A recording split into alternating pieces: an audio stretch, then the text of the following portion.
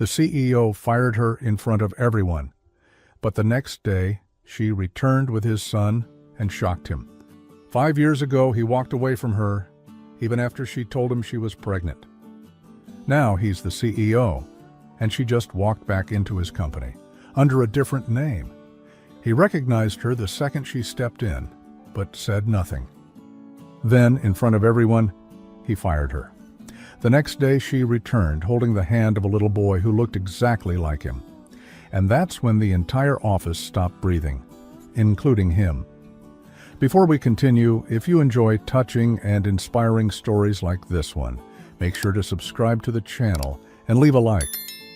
Now let's get back to the story. The office went silent the second her ID badge hit the floor. Everyone turned. Clara Evans stood there, face pale, lips trembling, but not out of fear. Her hands were steady as she unhooked her lanyard slowly, with a strange dignity. One by one, the whispers stopped.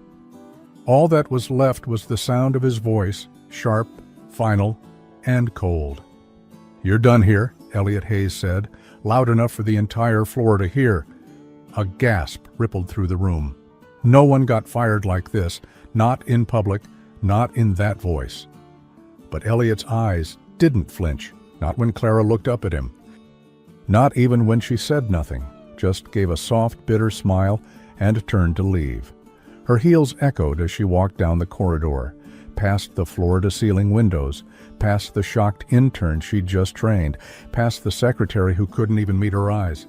And Elliot stood there, still as stone. His fists clenched, jaw tight. He didn't blink, not once. 30 minutes earlier, she had been laughing in the break room with another temp. She'd only been here for 2 weeks, but people already liked her. She was smart, helpful, knew the office systems better than half the permanent staff. Elliot had noticed that. He'd noticed everything. The new last name, Clara Monroe, the tied-up hair, the longer silence before answering questions, the necklace she always tucked under her blouse, and of course those eyes. God, those eyes. But the moment she stepped into the boardroom that morning, file folders in hand, calm and composed like a storm held back by skin, something inside him cracked. He saw her. The one he'd tried so hard to forget, the one he never really could, and yet he said nothing. He stared past her like she was air, pretended he didn't recognize the shape of her smile, the curve of her voice. He nodded to her like a stranger, as if 5 years hadn't passed since the last time he held her in his arms and made a promise he didn't keep. She didn't react either, not when he called her Ms. Monroe, not when he avoided eye contact, not even when he dismissed her suggestion mid-meeting like it was irrelevant. But it was all an act. Both of them were acting. Everyone else in that boardroom might have seen a temporary hire being corrected by the CEO, but Clara knew the truth. Elliot Hayes knew exactly who she was, and he was pretending she didn't exist. The firing had come out of nowhere. She had been correcting a data misalignment. Quiet professional, nothing emotional, nothing personal. She'd done it 100 times before, but that time her voice reached him, touched a nerve buried so deep even Elliot didn't know it was still bleeding. He stood, walked toward her, and with the whole floor watching, said 5 words he would regret every second afterward. "You're no longer needed here." Clara didn't say anything on the way down the elevator. She held her coat tightly over her chest, as if it could shield her from the eyes she could still feel behind her. When the doors opened, she took one shaky breath and stepped out into the lobby. The receptionist blinked at her. "Ms. Monroe, did something happen?" Clara gave a short smile. "Everything's fine," but her voice broke on the last word.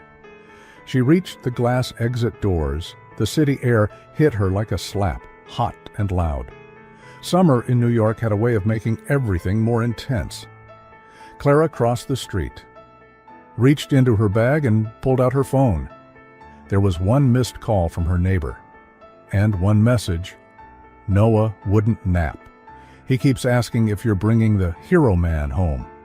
Said he drew another picture for him. Her hands shook. She blinked hard and looked up toward the glass tower she just walked out of. Her reflection stared back. She didn't recognize herself. 5 years ago, she was a wide-eyed intern who believed in happy endings, and he was the rising star with steel blue eyes and a voice that could make or break someone's future. He had taken her out for coffee once, then again it was quiet. Secret, their world inside a bubble. He wasn't married. He wasn't playing her. He just wasn't ready. When she found out she was pregnant, she told him, straight to his face, in the park where they used to meet on Thursdays. He held her hand the whole time, and then, 2 days later, he broke up with her. You deserve a life that's not built around hiding, he'd said. I'll only end up hurting you. She asked him if that was his way of saying he didn't love her. He didn't answer, and she never saw him again. Until 2 weeks ago, when she walked back into that same building under a different name. She hadn't returned for revenge. She needed the income, needed to feel like herself again. Just 3 months of contract work, then back to freelancing and caring for Noah. But Elliot made sure it ended even sooner than that. And yet, she didn't cry. Not until she reached home. Not until Noah ran to her, barefoot in his little dinosaur pajamas, and handed her the drawing. Is he real, Mama? He asked. The hero man? The one in my dream? She knelt beside him. Her voice was quiet. Yes, baby. He's real. Will he ever come visit me? She looked at the picture. A tall man, drawn with strong arms, standing between a boy and a dark shadow. But the face was missing. Just a blank oval, Clara swallowed, and made a decision. The next morning, at exactly 9 a.m., she returned to the office building. The security guard blinked. You're back? Clara smiled softly. She wore the same simple dress, the same scarf around her neck, but this time she held a small hand in hers. Noah, she said gently, say good morning. The little boy looked up at the guard and waved. Good morning. And that's when they walked through the glass doors together, mother and son, right into the heart of the same office where she had been fired 24 hours before. The elevator dinged. The doors slid open. The bobshit. Conversations stopped. Phones were mid-ring. Coffee was halfway to lips. Everyone turned. And there he was, Elliot Hayes, standing by the glass wall near reception. He turned at the sound of voices. He saw her, and then he saw him, the child, the gray eyes, the same eyes as his. And in that one moment, Elliot Hayes forgot how to breathe. Elliot didn't move, couldn't. The entire floor seemed to tilt. His grip loosened on the folder in his hand, and papers slipped to the floor, but he didn't notice. All he saw was the boy, dark hair, soft cheeks, and those unmistakable gray-blue eyes, his eyes. Noah looked up, clutching Clara's hand. His small face lit up with curiosity, not fear. Mama, he whispered, tugging her wrist, is that him? Clara didn't answer, not yet. They walked forward slowly, like gravity had changed, and every step took more effort than the last. The room was dead silent. Even keyboards had stopped clicking. Interns stood frozen, mugs in midair, pretending not to stare. But everyone was watching. Clara kept her chin high. She wasn't here for revenge, but she wasn't going to be erased either. When they reached the middle of the room, Clara paused, then gently knelt beside her son. Go sit there by the couch, baby. Draw me something while I talk, okay? Noah nodded, cheerful. Okay. He pulled out his little sketchbook and crayons from Clara's bag like it was the most normal thing in the world. Clara stood up. Elliot's eyes locked with hers. She stepped closer, just enough that he could see the outline of the necklace beneath her shirt. The same one he'd given her years ago, cheap but meaningful. She still wore it. Why are you here? He asked, voice low, rough. Her reply was calm. To return the documents you so urgently needed. She held up a folder, the same one he had accused her of misfiling yesterday. the same one that it turned out he had misplaced. She placed it carefully on the nearest desk. Also, she added, almost as an afterthought, I thought you might want to meet your son. A gasp escaped from somewhere in the room. Someone dropped a pen. Elliot's fingers curled into a fist. You don't get to just walk in here and say that. Clara raised an eyebrow. You're right. I shouldn't have to say it at all.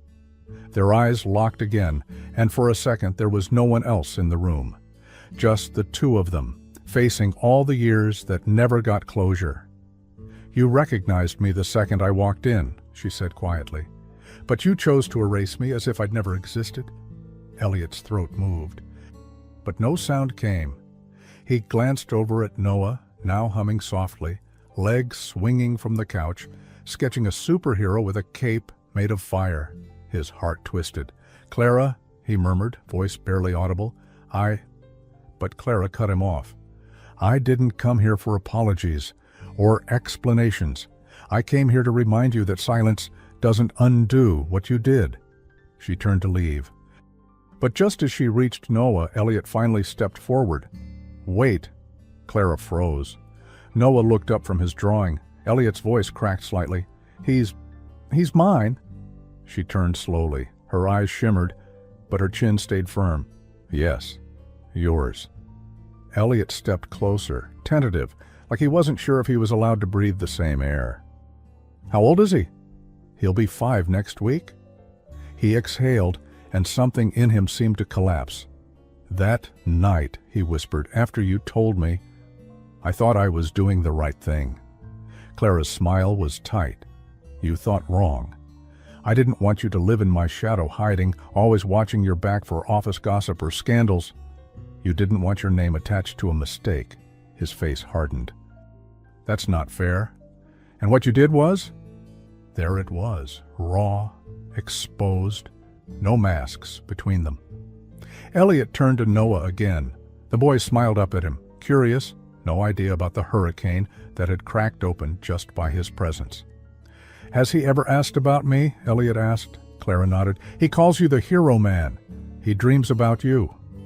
Elliot blinked rapidly, like something stung behind his eyes. He draws you, Clara continued, her voice softer now, but he's never seen your face. So in every drawing, your face is just blank. Something broke inside him.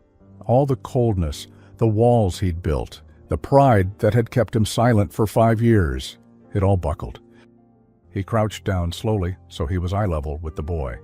Hi, he said gently. I'm Elliot. Noah tilted his head. Are you the hero? Elliot's eyes filled. I don't know. I want to be. Noah blinked, thoughtful. You look like me. Elliot chuckled. Just barely. I guess I do. Behind them, people started quietly returning to work, unsure what to do with the scene unfolding in front of them. But no one really focused. Everyone was still listening, still watching. Elliot stood again, turning to Clara. Can we talk? She shook her head. Not here. I'll cancel my meetings. You should have canceled your silence 5 years ago. Ouch. But he didn't flinch. Not this time. He looked down at Noah again. Would it be all right if I took both of you to lunch, just to talk? Noah's eyes sparkled. Can we get fries? Clara hesitated. It depends. Elliot looked up. On what? On whether you're going to show up this time or disappear again when it gets hard. Silence hung between them like a verdict waiting to fall. Then she added almost gently, He doesn't need a hero, Elliot. He needs a father. And with that, she took Noah's hand and turned toward the elevator. Elliot didn't stop them. He just stood there, surrounded by 1,000 questions and the ghost of every choice he never had the courage to face until now. But as the elevator doors began to close, Noah reached his hand out and waved, Bye, Mr. Elliot. Then the doors shut, and Elliot was left alone in the middle of the room, drowning in the truth he had tried so hard to bury. Elliot stared at the closed elevator doors long after Clara and Noah were gone. The building buzzed quietly around him, footsteps, printers, soft conversation, but none of it registered. His world had narrowed to the last 10 minutes. The child's face, the drawings, Clara's voice. He doesn't need a hero, he needs a father. His hand moved instinctively to his watch, his father's watch. The leather was warm against his wrist. That watch had always reminded him to stay focused, stay sharp, stay in control. But now it just felt heavy. An hour later, Elliot stood in his office, blinds drawn, lights dimmed.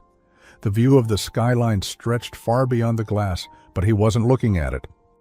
He was holding something else, a small drawing, crumpled slightly at the corner, left behind on the couch. Noah had forgotten it. A superhero stood in the center, big shoulders, fire cape, blank face, one hand reaching down toward a little boy who looked just like Noah. Above it, written in blocky letters, the hero who doesn't know he's a dad yet.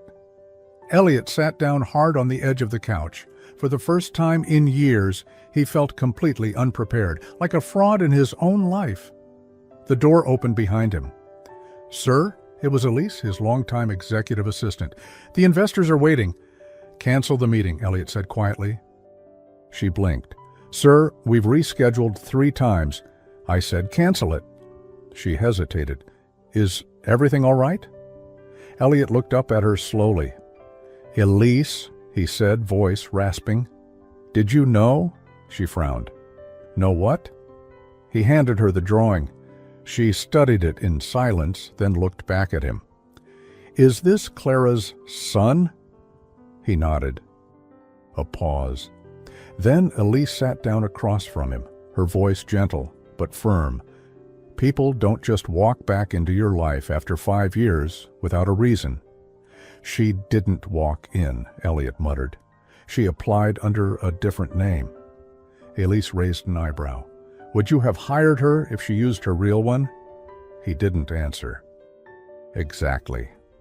That evening, Clara opened her apartment door and nearly tripped over a small box sitting on the welcome mat. No note, just the box. Inside, the same folder she'd returned earlier, and a sealed white envelope with her name on it. Real name, Clara Evans. She opened it cautiously. Inside, a check. A large one, but more importantly, a handwritten note. "I never forgot. I just didn't think I deserved to remember. If you're willing, I'd like to talk. No suits, no offices, just Elliot." Noah peeked around the corner. "Mama? What's that?" Clara folded the letter quickly. "Just papers." She set the check aside without a second glance. Money wasn't what she wanted, and it wasn't what Noah needed either. She looked down at the pendant around her neck, fingering it softly. After a long moment, she picked up her phone, typed, then deleted, then typed again. Sent, tomorrow, 11 a.m., Central Park, near the fountain. The next day, the sun broke through the clouds as if it had been waiting for this moment. Elliot stood near the fountain in Central Park, dressed differently this time. No suit, no tie. Just a navy sweater, jeans, and an expression that looked like sleep hadn't visited him the night before. He looked human, vulnerable, and maybe for the first time in a decade, uncertain. Clara walked toward him with Noah in tow. The boy wore a little hoodie and carried his sketchbook under one arm. Elliot's eyes met hers. "I didn't think you'd come." "I almost didn't." "Fair." He crouched down and smiled softly at Noah. "Hey, buddy." Noah grinned. "Hi, Mr. Elliot. I drew you something else." He opened his sketchbook and flipped to a new page. This one had a face. It looked just like Elliot's, with one difference: a smile. Elliot blinked. "You gave me a face this time." "Yeah," Noah said proudly, "because you're real now." That hit deeper than it should have. He looked up at Clara. "Can I talk to you? Alone?" "Just a few minutes." Clara looked at Noah. "Go sit by the bench and draw the ducks, all right?" "I'll be right here." Noah ran off happily. Elliot exhaled, then turned to her. "I should have been there," he said. "From the beginning. I knew it the second I saw him." Clara said nothing. I didn't leave you because I didn't care. I left because I thought it was the only way not to ruin your life." Her eyes narrowed. "You don't get to decide what ruins someone's life, Elliot. That's not love. That's control." He looked down. "I was scared," he admitted, "of the responsibility, of what people would say, of turning into my father." Clara softened slightly. "I didn't expect you to have all the answers. I just needed you to show up." He nodded slowly.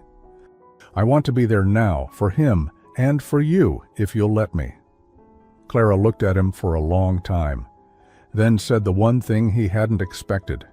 "He already has a last name." Elliot's face fell. Clara continued gently.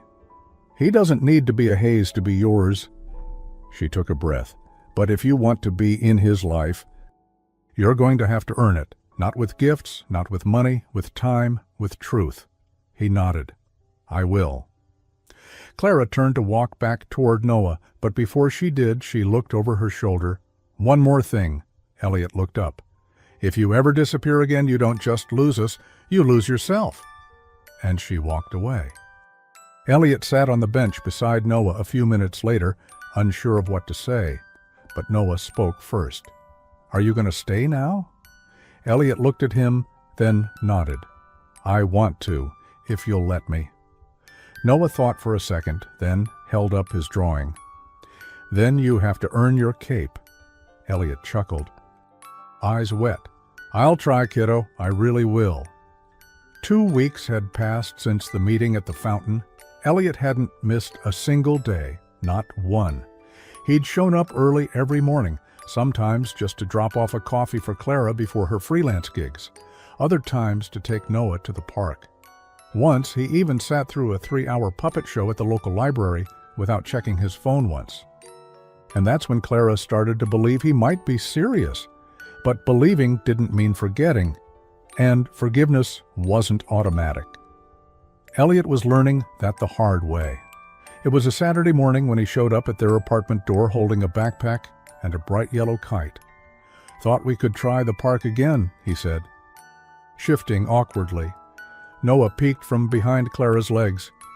"Can we go, Mama?" Clara hesitated, then nodded. 2 hours. Elliot smiled, relieved. "You got it." She knelt down beside Noah. "No candy, no soda. Stay where he can see you. And if anything feels off, you call me right away." "I know," Noah whispered. "You always say that." Clara gave him a kiss on the forehead, then looked up at Elliot, one eyebrow raised. "I meant it." He nodded. "Understood." In the park, the sky stretched open and blue. Elliot ran across the grass with Noah, kite string in hand, laughing like someone half his age. It took a few tries and one near collision with a jogger, but eventually the kite soared. Noah cheered. Elliot grinned wide. "We did it?"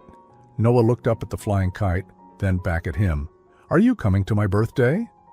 Elliot blinked. "When is it?" "Next week. I'm turning 5. Elliot's chest tightened. He'd missed 4 of them. "I'd love to," Noah smiled. "Mama said I could invite people now that it's just in the backyard." Elliot looked at him. "Can I bring a present?" The boy nodded. "But don't make it noisy. Mama doesn't like toys that beep." Elliot laughed. "Got it. No beeping." For a few moments it all felt natural, easy, but the moment didn't last, because just across the path under a shaded tree, Clara watched them from a distance. She hadn't gone inside like she said she would. She stood there, arms folded, unreadable expression on her face, watching. That evening, Elliot walked her and Noah back to their door. Noah skipped ahead, pretending his stick was a sword. Elliot turned to Clara. "I was thinking, maybe next weekend, just the 2 of us could talk, really talk." Clara narrowed her eyes. "About what?" "About what we want this to look like." Clara looked past him, toward the hallway where Noah had disappeared. "You don't get to drop in and define things now, Elliot. This isn't a contract, it's a life." "I know that. Do you?" she asked quietly. "Because you're good with the fun parts. Park days, ice cream, kites." She stepped closer, her voice low but firm. But he's going to get sick. He's going to have nightmares. He's going to yell and test boundaries and cry when you leave. Are you ready for that version of fatherhood? Elliot didn't speak right away. I don't want to miss any part of him. Not anymore. Clara folded her arms. Then stop treating this like something you can fix with a few sweet gestures and good intentions. Her words weren't cruel, they were real, and they hit harder than any boardroom criticism ever had. Later that night, Elliot sat alone on his apartment balcony, staring at a photo he'd taken on his phone earlier that day, Noah laughing, mouth wide open, kite behind him like a comet. He'd never seen joy like that, and he was terrified he'd lose it again. Clara, meanwhile, stood in Noah's room, pulling the blankets up to his chin. He stirred. Mama? Is Mr. Elliot going away again? Clara froze. Her throat tightened. I don't know, sweetheart. Are you mad at him? She sat beside him on the bed. Not mad, just careful. Because he forgot us? Clara looked down at her son.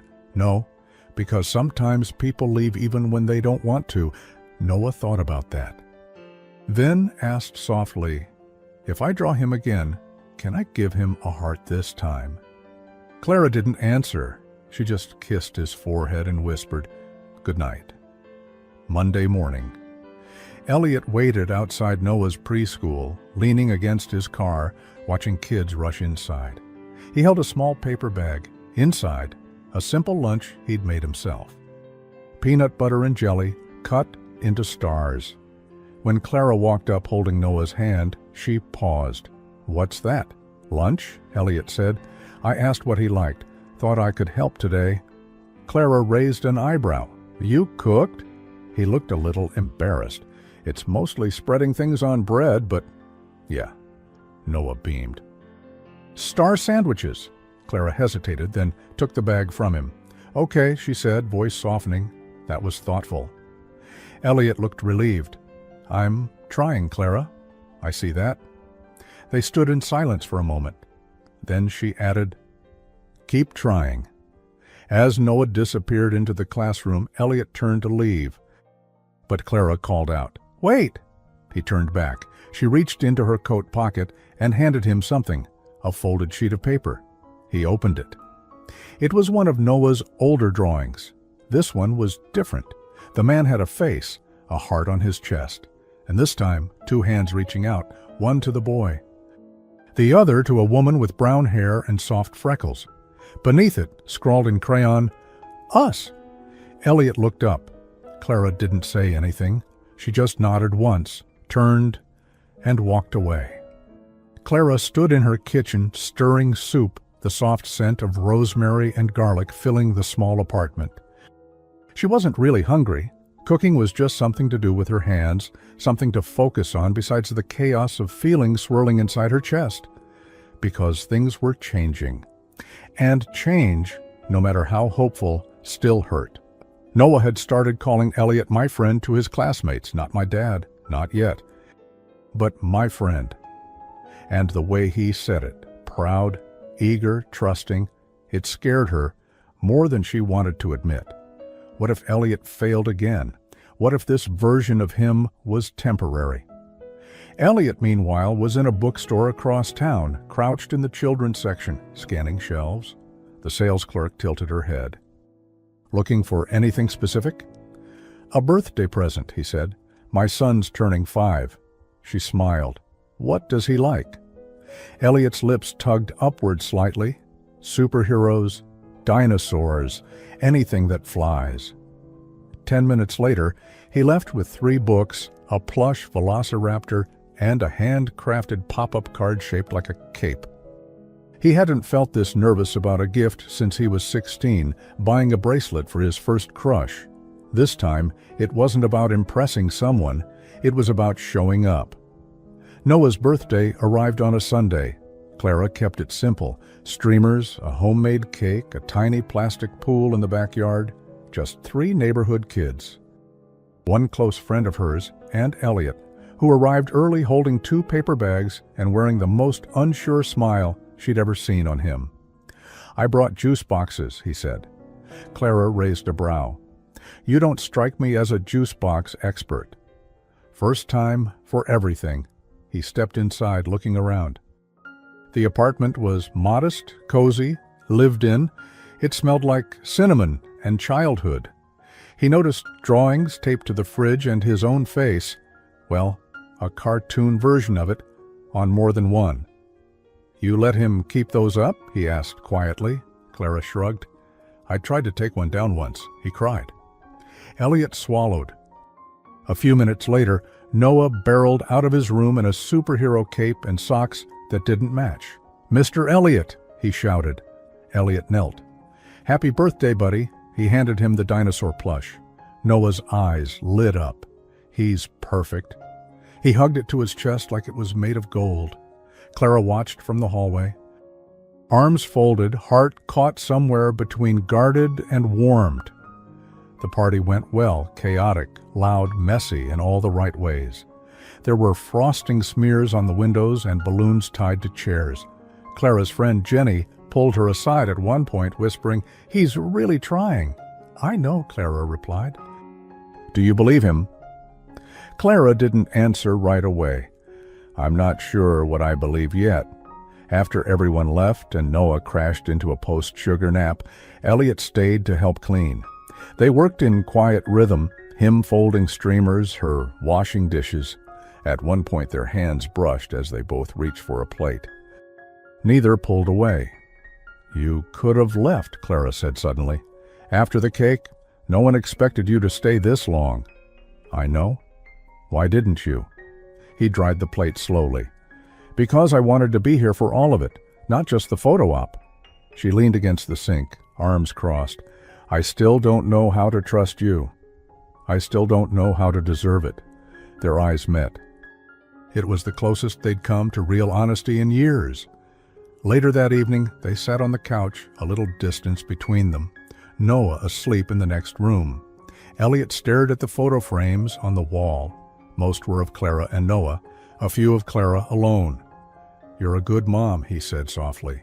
She looked over at him. "I had no choice." "That's not true. You had every reason to fall apart." "You didn't," she sighed. "You know, there were nights he cried so hard, I didn't know if I could handle another morning. I was 24, alone, freelancing and folding laundry in the same hour.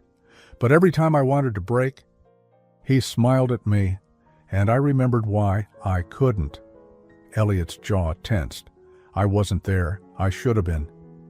"You can't undo the nights I walked the hallway alone with him screaming, or the times he had a fever, and I stayed up with a damp cloth praying it wouldn't get worse." "I know." Clara turned to him. "Clara?" Voice low. "And now you want to just come back?" He looked down at his hands. "No, I want to build back." A beat passed. "Can I ask you something?" he said. She nodded, cautious. "Why did you keep the necklace?" She reached up and touched the pendant, now resting outside her blouse. It shimmered in the dim light. "Because it reminded me of who you were before. Before I became a coward. Before you stopped looking at me like I mattered." Silence settled between them. Then Elliot spoke again, quiet, almost broken. "I never stopped looking, Clara. I just got really good at pretending." She didn't speak. Didn't reach for him. But she didn't turn away either, and maybe that meant something. The next morning, Elliot sat outside the school gates waiting for Noah to come out. He was humming softly, half lost in thought, when his phone buzzed. Unknown number. He answered. "Mr. Hayes?" "Yes." "This is Marissa Franklin." "I'm Clara's former landlord." He sat up straighter. "Is something wrong?" "She listed you as an emergency contact recently. I thought you should know she came by this morning to request a reference letter." Elliot frowned. "Reference? For what?" "She's applying for a relocation program at subsidized housing outside the city. She mentioned wanting more space for her son." Elliot's heart dropped. "Wait, she's leaving?" The woman hesitated. She didn't say anything directly, but it sounded like a fresh start. "She asked me not to mention it, but I felt like someone should know." Elliot sat in stunned silence. A fresh start. Without him. Without them. Across town, Clara stood at her kitchen table, paperwork spread out, her pen hovering. She hadn't told Noah yet. She hadn't even told herself if it was final. But something in her still feared the risk of opening that door fully again, just to watch it slam. And that fear? It whispered louder than anything else. Elliot drove through the city with white knuckles gripping the steering wheel. He didn't remember half the red lights or the horns blaring behind him. Clara was leaving the city, leaving him. Again. But this time she wouldn't just be walking out of his life. She'd be taking his son. And the truth was, he couldn't even blame her. Not really. He hadn't given her a reason to stay yet, just promises and guilt and a few well-meaning weekends. Maybe it wasn't enough. But if he was going to lose her, it wouldn't be in silence. Clara opened the door just as he was about to knock. Her eyes widened, startled. "Elliot?" "Is it true?" he asked, breath short. She hesitated, already knowing what he'd heard. "I haven't signed anything," she said quietly. "Not yet." "You're leaving." "I'm considering it." He stepped inside before she could say no. "Noah's here?" "He's watching a movie." "Good," he said. "Because I don't want him hearing this." Clara crossed her arms. "There's nothing to yell about." "I'm not yelling." "You sound like you're about to." He turned to her, eyes burning. "You were going to take him and just go. No warning, no conversation. Just a quiet exit, like I was never part of any of this." Clara didn't flinch. "I was trying to protect him." "From what?" he asked. "From me?" She didn't answer. "That's not fair, Clara. I've shown up. Every time. I've been here. I've tried." She shook her head. "You've tried for 3 weeks. I've tried for 5 years. You don't get to measure effort in weekends and library visits. Try doing it for 1-800 days with no backup." His chest rose and fell heavily. "I was the backup. You just didn't let me be." Clara's voice cracked. "You left, Elliot. I had no reason to believe you'd stay if I let you back in." He took a step closer. "You think this is easy for me? Waking up every day knowing I missed his first words? His first steps? Every birthday? Every scraped knee and school drawing and bedtime story?" He pressed a hand to his chest. "It kills me. Every single day." Clara's eyes welled with tears. "Then why are you only fighting for it now?" "Because now I see what I almost lost." They stared at each other, two people who had once shared so much, now unsure if they could share anything again. A small voice interrupted. "Why are you sad?" They turned. Noah stood in the hallway, his plush dinosaur tucked under one arm, his eyes wide and worried. Elliot dropped to one knee instantly. "We're not sad, buddy," he said gently. "Just talking like grown-ups do sometimes." Noah didn't look convinced. "Are you leaving again?" Elliot's voice shook. "Not if I can help it." Noah walked forward and took Elliot's hand in his tiny fingers. "Then stay." It wasn't a question. It was a command, spoken in the pure, honest way only a child could. Clara turned away quickly, brushing at her eyes. Elliot held onto Noah's hand like it was a lifeline. Then, in the softest voice, "You want me to stay?" Noah nodded. "Even when I mess up?" Noah shrugged. "Mama says everyone messes up, but the good ones try again." Clara let out a shaky laugh. Leave it to her son to break the ice neither adult could touch. That night, after Noah fell asleep clutching his new superhero book, Clara sat across from Elliot at the kitchen table, 2 mugs of tea between them, no yelling now, just truth. "I wasn't going to leave without saying goodbye," she said, "but I was going to leave." "Why?" "Because I didn't want to give him false hope, or give myself false hope." He looked down. "You still don't trust me." "I want to," she whispered. "God, I want to. But I don't know how to let you in without reopening everything I buried." He reached across the table, not grabbing, not pushing, just resting his hand near hers. "I'm not here to erase the pain," he said. "I'm here to earn the right to be part of what comes next." She looked at him. Really looked. This wasn't the boy she'd fallen for in late-night office coffee breaks and stolen glances by the printer. This was a man, still imperfect, still figuring things out, but showing up. And maybe, just maybe, that was enough for now. Later that week, Elliot took Noah out for lunch, just the two of them. They sat at a window booth, plates full of fries and chicken nuggets. Noah was drawing again, another superhero scene, but this time, the hero man wasn't flying. He was holding hands with the little boy. "You draw a lot?" Elliot said. Noah nodded. "Mama says it helps me tell the truth." Elliot smiled. "That's a pretty smart thing to say." "She says I draw better than I talk sometimes." Elliot looked down at the sketch. "What's this one about?" Noah thought for a moment. "It's about not being alone anymore." And just like that, Elliot felt something shift inside him. A small piece of redemption, a thread reconnecting. That evening, Elliot stood in his apartment staring at the last drawer of his nightstand, the one he never opened. Inside was a box. Inside the box, the old photograph. The ultrasound Clara had sent him once, months after their goodbye. He had kept it, even though he never answered her message, and tucked behind it the letter he wrote but never sent. He picked up a pen, flipped the page, and began writing something new. This time, he wouldn't send it. He would say it. Elliot knocked on Clara's door at exactly 7 p.m. Noah opened it before she could even get there. "Mr. Elliot," he beamed, "you're early." "I like to be early for the important things." Noah held up a backpack. "Mama said you're coming to my school thing tonight." Elliot smiled. "The family night showcase? I wouldn't miss it." Behind them, Clara appeared in the hallway. She wore a simple navy sweater and jeans, her hair pinned up casually. She looked tired, but beautiful. Elliot straightened his jacket. "I brought these," he said, holding up a bouquet of wildflowers. "For your kitchen, or, wherever you want to put them." She hesitated, then took them. "They're nice." "They reminded me of you," he said. "Not loud, but they stay in your memory." A pause. She blinked. That was surprisingly poetic. "I'm full of surprises these days." They walked to the school together.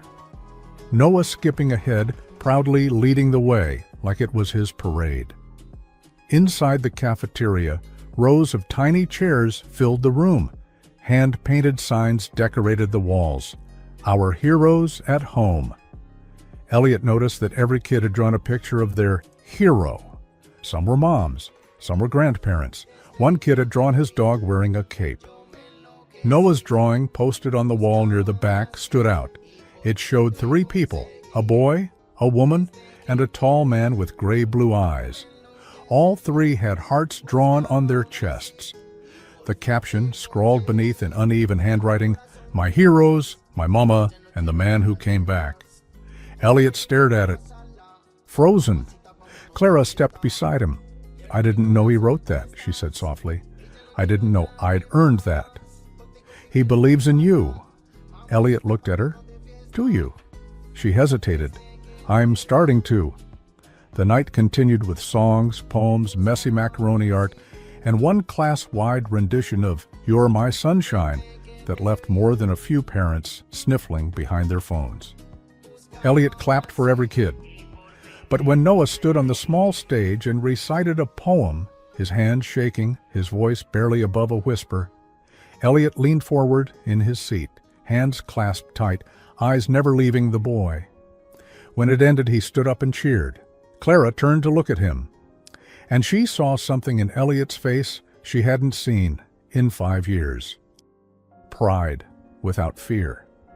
Afterward, in the parking lot, Noah fell asleep in the backseat of Clara's car.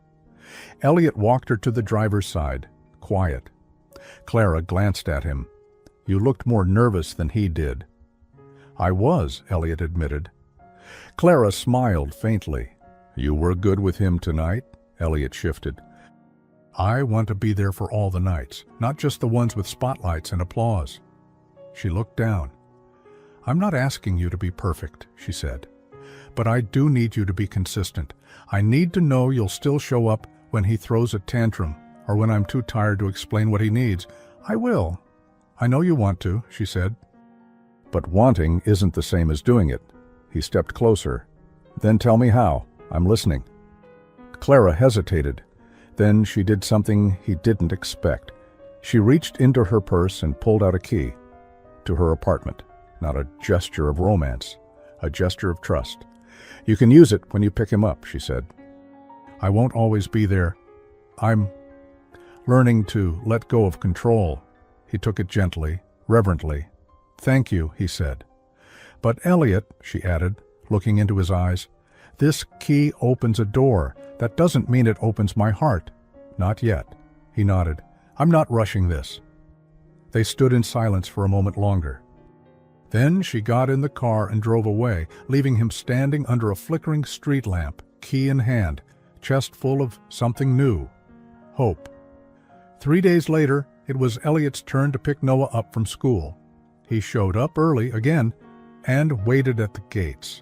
Noah ran into his arms, crayon smudges on his cheeks, and a folded paper crown falling off his head. Mr. Elliot, I got special star today. You did? Elliot beamed. What for? For sharing my crayons and helping someone tie their shoes. Sounds like a hero move to me. Noah grinned and reached into his backpack. I made this. He handed Elliot a new drawing. This one showed a house, 3 people on the porch. A sun in the sky, a dog next to them, even though they didn't have one. And the title? My Family, Maybe. Elliot blinked hard. That's a good title. Noah looked up. Is it really? Maybe? Elliot crouched down to meet his eyes. I hope not, buddy. I hope one day soon it's just my family. That night, Clara got home late from a freelance shoot. She found Elliot sitting on the floor of her living room, building a puzzle with Noah. Her living room, her couch, her family. For the first time in a long while, it didn't feel like someone had invaded her space. It felt like maybe someone had come home.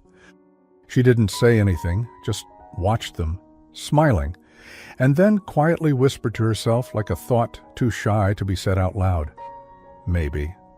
But across town, in the sleek cold glass of Elliot's office building, his phone buzzed. A message from someone he hadn't seen in years. We need to talk.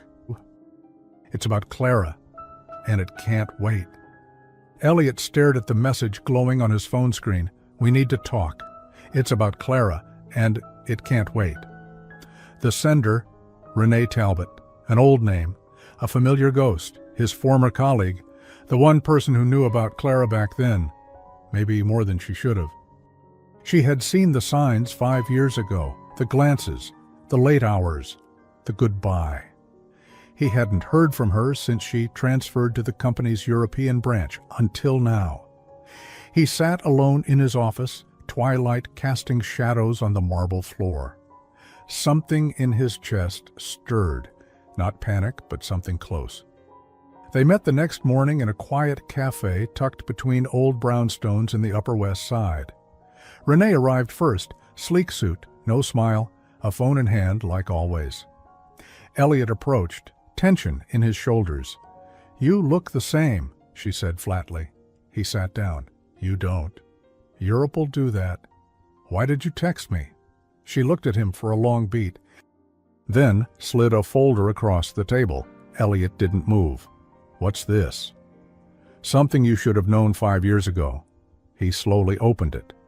Inside, a scanned email, some printed messages, a copy of a personnel report. But one line jumped out at him. Clara Evans, internship reassignment request, denied. His brows knit together. What is this? Renee leaned in. She tried to stay after you walked away. She applied for 3 new positions, all within the company. Elliot blinked. I didn't know that. Of course you didn't. The HR director at the time, Michael Deeks, flagged the applications and shut them down. Said it was conflict of interest. But there was no conflict. I stepped away. Renee nodded. Didn't matter. He assumed the worst. And back then, you weren't exactly fighting to defend her name, were you? Elliot's jaw clenched. Renee continued. She was forced out quietly. No explanation. No chance to build her career. He looked down at the papers again. "Why are you telling me this now?" "Because I left the company. I can talk freely. And because," she hesitated, "you've always been better at fixing things too late." He looked up, eyes sharp. "She didn't just lose you, Elliot. She lost her future." Silence. He folded the papers slowly, heart thudding. "Does she know?" Renee shook her head. "She still thinks HR ignored her. She never knew it was internal politics." Elliot leaned back, his entire frame tense. Renee stood to leave. "One more thing," she said. "If you really want her to forgive you, don't just show up for the child. Show up for the woman you broke." And she was gone. That evening, Clara found a note on her door, folded, handwritten. "You fought alone for far too long. I want to carry what I left you holding." Inside the envelope, the HR reports, and a message from Elliot. "You didn't fail. They failed you. And so did I. Let me make it right." She sat on the couch, frozen, the papers in her lap. 5 years. 5 years she thought she was just another intern they discarded. Another face the system didn't bother to see. And all this time, someone chose to block her. Not fate, not policy, someone. She closed her eyes and exhaled something like grief, but also relief. That weekend, Elliot asked Clara to meet him in the old office building lobby, the same one where they first met, where she had once been fired, publicly, cruelly. It was Saturday. The lobby was quiet, the lights low. When Clara arrived, she saw him standing in front of the same glass doors he once watched her leave through. But this time, he looked her in the eye. "I brought you here because this is where I failed you most." She didn't speak. He continued, "I erased you in front of everyone. I told myself it was to protect what I'd built.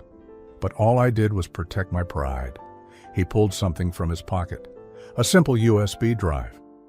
"These are the internal recordings from the HR meetings. I had the legal team dig them up. You were shut out, Clara, not for your work, for your silence." She took the drive slowly. "I'm not showing you this to reopen wounds," he said. "I just wanted you to know it was never your fault." She looked at him, her voice barely above a whisper. "I spent years thinking I wasn't good enough, that I'd somehow messed everything up." "You didn't," he said. "I did." They stood in silence. Then she stepped forward. "I don't know if this fixes anything." "It doesn't," he said, "but maybe it starts to." She looked around the lobby. Same tile floor, same fluorescent lights, but it didn't feel the same anymore because this time she was in control. Later that evening, as Elliot tucked Noah into bed, the boy whispered sleepily, "Are you going to marry Mama?" Elliot blinked. "What? She likes flowers and soup and when people don't leave?" Elliot laughed softly. "That's a lot to remember," Noah yawned. "You should ask her." "When you're brave." Elliot kissed his forehead. "I'll try to be." But across the city, Clara stared at the USB drive sitting next to her laptop, and for the first time in a long time, she didn't feel small, she felt seen, and that, she realized, was what she'd needed all along. Not perfection, just truth. It had been 4 months since Elliot re-entered their lives, and somehow everything had changed without anything being officially said. He was there. Every Thursday, he picked Noah up from school. Every Sunday morning, he showed up with coffee and let Clara sleep in while he cooked pancakes and made a mess in her kitchen. Every moment, he stayed. And yet, neither of them dared to speak the words hovering between them. They laughed, shared glances, sometimes even sat too close on the couch after Noah was asleep. But they didn't call it anything, and maybe that's what scared Clara most, because it was starting to feel like home again. And homes, once lost, are hard to rebuild. One morning, Clara came out of her bedroom in her robe, rubbing her eyes. Elliot stood by the stove, apron on, humming softly as he flipped something in the pan. She paused in the doorway. The light hit him just right. Messy hair, stubble, sleeves rolled up. Focus on the skillet. He looked like he belonged there. And for a moment she let herself believe he did. He turned, catching her watching him. "What?" "Nothing," she said, smiling faintly. "You're just comfortable here." "I want to be." Her eyes searched his. "I know." That night, Clara found a note on her pillow. No envelope, just her name, in Elliot's handwriting. She unfolded it slowly. "Tomorrow, 7 p.m., rooftop of the old building. Bring that necklace, the one you never stopped wearing. E." The next evening, the sky was turning gold when Clara stepped out onto the rooftop. She found fairy lights strung between two antennas, a blanket laid out, a small table with 2 takeout containers, and a thermos. Elliot stood there, no suit. Just a navy button-down, sleeves rolled, hair tousled by the wind. He turned when he heard her footsteps. "You came. You asked." He smiled. "I didn't think you would." "I almost didn't." "Why?" She shrugged. "Because I'm not sure I can take another goodbye." "There won't be one," he said. "Not this time." She looked around. "What is this?" "A chance," he said, "to stop pretending." He walked over, pulling something from his jacket, a photo, the old one, the only one they ever took together during her internship. At a company retreat. She was laughing, turned half away from the camera. He was looking at her. Completely unaware he was being caught mid-admiration, Clara stared at it. "I forgot this existed." "I didn't," he said. "I carried it in a drawer for years. Couldn't look at it, couldn't throw it away." He took a deep breath. "Clara, I know I can't go back and change what I did, but I don't want to go another day pretending I don't feel something real for you."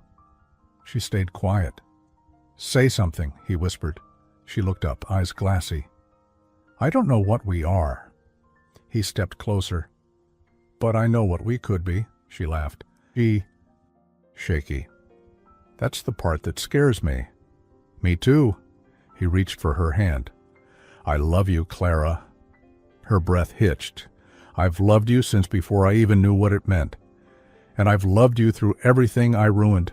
I'm not asking for forgiveness tonight. I'm asking for your future, whatever part of it you're willing to give me." Tears filled her eyes. "You say that like it's easy."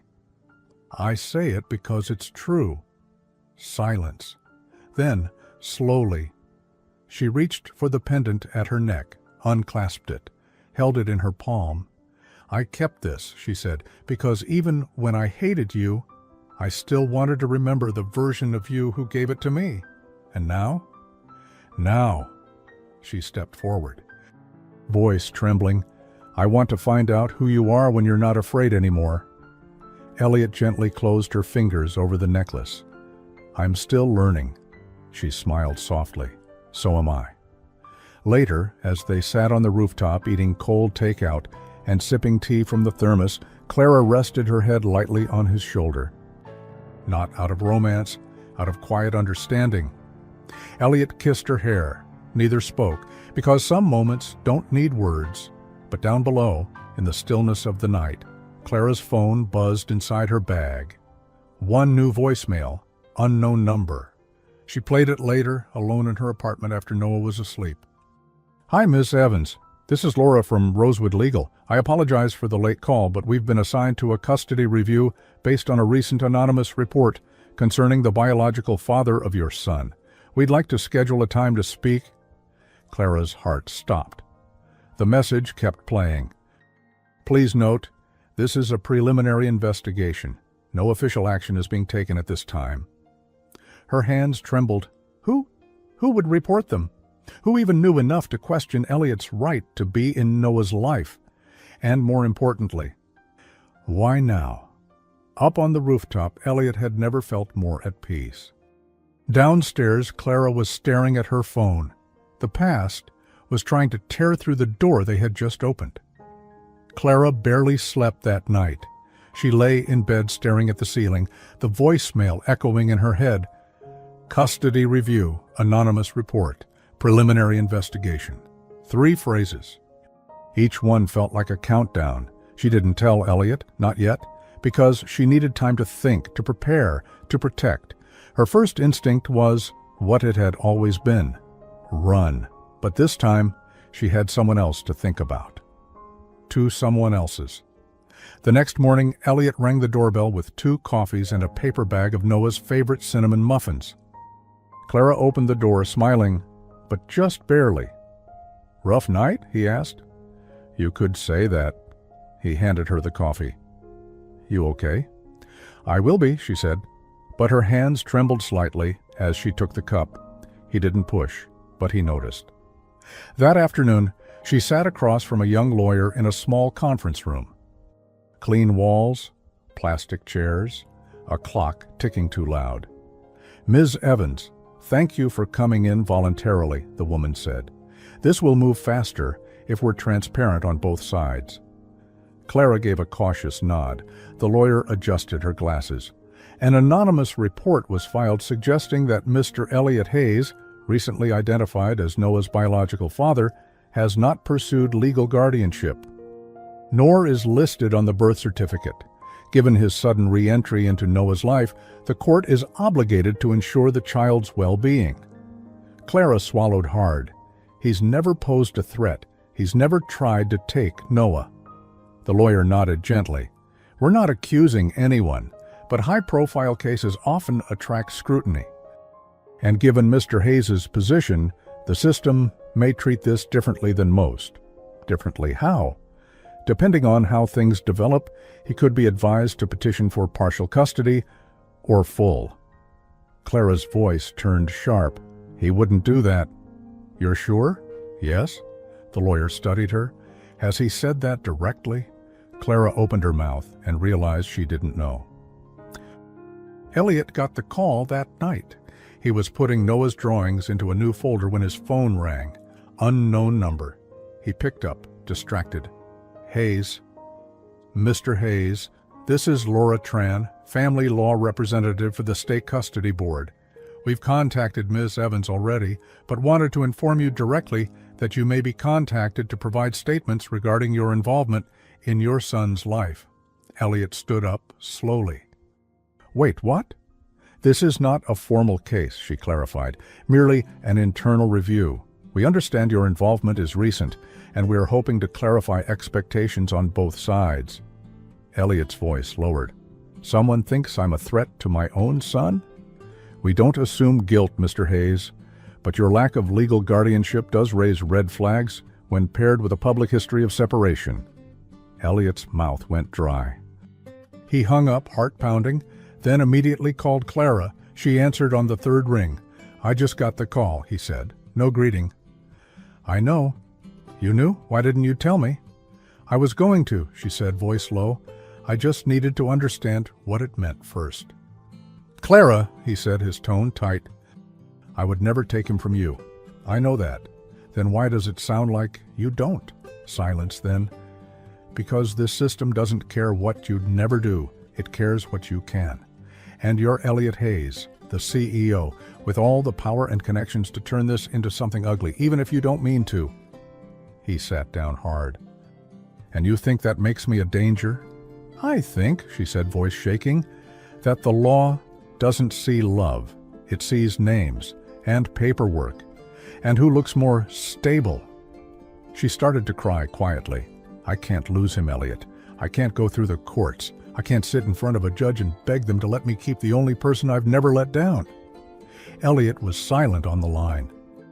Not because he didn't know what to say, but because for the first time, he realized he had more power than her, and that terrified him.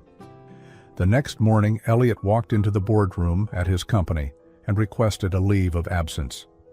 The directors blinked in confusion. "You want how long?" one asked. "As long as it takes," Elliot said. "For what?" Elliot stared at them. "To be a father." He showed up at Clara's apartment 2 hours later. Noah was at school. She answered in pajamas, clearly exhausted. "I'm sorry," he said without preamble, "for last night. Forever putting you in a position where you feel like I'm your enemy." Her eyes filled. "I'm scared, Elliot. I know." And part of me hates you for showing up and making everything better and worse at the same time. I deserve that. He stepped forward. I'm not going to court. I'm not filing anything. I don't want rights written on paper. I want trust built in hours, days, years. He handed her a manila envelope. What's this? She asked. My signed statement. Given voluntarily. I wrote everything down. I told them the truth. That you raised him alone. That you protected him. That I don't want custody. I just want a seat at the table. She opened it slowly, read a few lines, then looked up, tears falling. This could ruin your image. He shrugged. I'm not protecting an image anymore. I'm protecting my son. Then, after a pause, and you. Clara stood there, holding the paper, hand to her chest. You're different now. I'm trying to be. She stepped forward and rested her head against his chest. He held her, gently, like she was made of glass. I don't need a hero, she whispered. I know, he said, but I want to be one anyway. That evening, they told Noah about everything. They didn't use legal words. They just explained that sometimes people get confused about what makes a family, and sometimes they try to step in when they don't need to. But they promised him one thing. No matter what anyone says, we're not going anywhere. Noah asked if he could draw a picture of that. They said yes. Across the city, a family law board reviewed Elliot's statement. One of them raised an eyebrow. Self-incrimination, no attempt to claim rights, admits full fault. It's rare. Another replied, it's honest. That says something. They filed it under no action required and closed the report. It rained the morning of Noah's art showcase. Not a storm, just that slow, calming kind of rain that washes the world without interrupting it. Clara stood at the window, her hands wrapped around a warm mug, watching the water bead against the glass. Behind her, Elliot helped Noah into his little dress shirt and mismatched socks, talking softly, telling him how proud he was. It had been 2 weeks since the custody scare was dismissed, but in Clara's heart, the fear hadn't completely left. She still checked her phone too often, still slept lightly, still didn't trust peace when it showed up at her door, but she was learning. And Elliot, he was making it easier. Not through grand gestures, but through small, steady ones, like learning how Noah liked his peanut butter spread, or waking up early to fix the leaky kitchen pipe, or folding laundry on Saturday mornings without being asked. He wasn't just visiting anymore, he was living with them, for them. At the school auditorium, Noah stood in front of his class, beaming. The walls behind him were lined with drawings. Superheroes, animals, family portraits. One drawing caught Clara's eye, and Elliot's too. It was titled simply, My Real Life. 3 stick figures stood under a big wobbly sun. One had curly hair and freckles. One had spiky brown hair and a tie. And one, small, smiling, stood between them holding both hands. They had hearts on their shirts, and a sign above the drawing read, My Family, not maybe anymore, just real. After the show, Elliot pulled Clara aside in the hallway. He was nervous, more than usual. His hand gripped something in his pocket.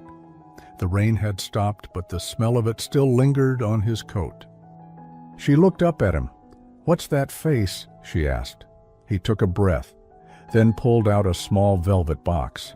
Clara froze, but when he opened it, it wasn't a ring. It was the necklace. The original one he'd given her 5 years ago, the one she thought had been lost forever. I had it cleaned, he said. Fixed the clasp. I kept it all these years, even after I thought I'd never see you again. Her eyes filled instantly. I don't expect promises, he said gently. Not today, not even tomorrow. But I wanted you to have this back, not as a symbol of who we were, but of what we survived. She stepped forward. Silent. I love you, he whispered. I'll love you in your fear, in your healing, in your fire, in your quiet. Tears slipped down her cheeks. I still don't know how to do this, she whispered. "Then let's not do this," he said, smiling softly. "Let's build it, together, however long it takes." She nodded, then reached up slowly and pulled the pendant she'd been wearing off her neck, the one she'd hidden under her shirt all those years, and handed it to him. "Keep this one," she said, "to remember who I was." Then she took the old necklace with the cleaned one and put it on again, her hands trembling. "And I'll wear this one to remember who I am now." Weeks passed, slow, gentle, healing weeks. One Sunday afternoon, Elliot, Clara, and Noah sat on a picnic blanket in the park. Noah ran ahead with his superhero cape flapping in the wind. Clara rested her head on Elliot's chest, her fingers gently brushing the side of his hand. He looked down at her. "What are you thinking about?" he asked. She smiled. "That I wasted so much time being afraid we'd never get here." He kissed the top of her head. "We're here now." Noah ran back, out of breath. "Did you see that jump?" "You flew," Elliot said, grabbing him in a hug. Clara joined them, laughing, pulling them both into her arms. It didn't look perfect from the outside, but it didn't have to, because it was real. Built with scars, stitched with forgiveness, and held together by love that had been tested and chose to stay. As the sun set behind them, casting gold across the sky, Clara looked at Elliot and asked the question she'd been holding for days. "Do you think we'll make it?" He reached for her hand. "I think we already did. The end. Now tell me, what would you do if someone you once loved suddenly returned, but not alone? Would you run? Would you forgive? Or would you risk everything for one more chance? Let me know in the comments. I'd really love to hear your story.